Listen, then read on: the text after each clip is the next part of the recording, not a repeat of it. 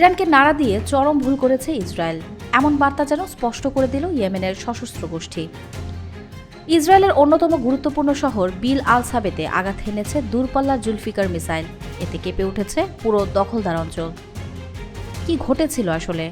সম্প্রতি সামাজিক মাধ্যমে ছড়িয়ে পড়া ভিডিওতে দেখা যায় ইরানপন্থী ইয়েমেনি যোদ্ধারা শক্তিশালী জুলফিকার ক্ষেপণাস্ত্র ছুড়েছে ইসরায়েল লক্ষ্য করে। লক্ষ্যস্থল বীর আল সাবে, যেটি ইসরায়েলের গোপন সামরিক ঘাঁটি ও গবেষণাগারে পরিপূর্ণ।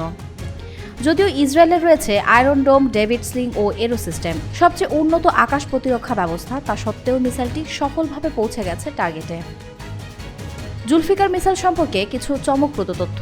এটি ইরানের তৈরি ফাতাহ 110 সিরিজের উন্নত সংস্করণ। 700 থেকে 1400 কিলোমিটার দূরত্বে আঘাত হানতে পারে। এটি 500 কেজি ওয়ারহেড নিয়ে 30 কিলোমিটারের ভেতরে টার্গেটে আঘাত হানতে পারে। এটি সুপারসনিক গতিতে ছুটে চলে ও মোবাইল লঞ্চার বা ভূগর্ভ থেকে উৎক্ষেপণ করা যায়। ইয়েমেনি গোষ্ঠী জানিয়েছেন, এই ক্ষেপণাস্ত্র প্রায় 2300 কিলোমিটার দূরত্ব অতিক্রম করে ইসরায়েল ভূখণ্ডে আঘাত হেনেছে, যা এই পর্যন্ত তাদের সবচেয়ে দূরপাল্লার হামলা।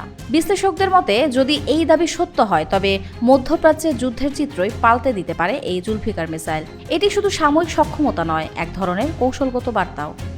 ইরান ও তার মিত্ররা এখন সরাসরি আঘাত হানছে দখলদার শক্তির হৃদয়ে। পরিস্থিতি কোন দিকে মোড় নেয় তা সময়ই বলবে। এখন এই পর্যন্তই। সাথে আছি হ্যাপি ডেলি মিন্ট।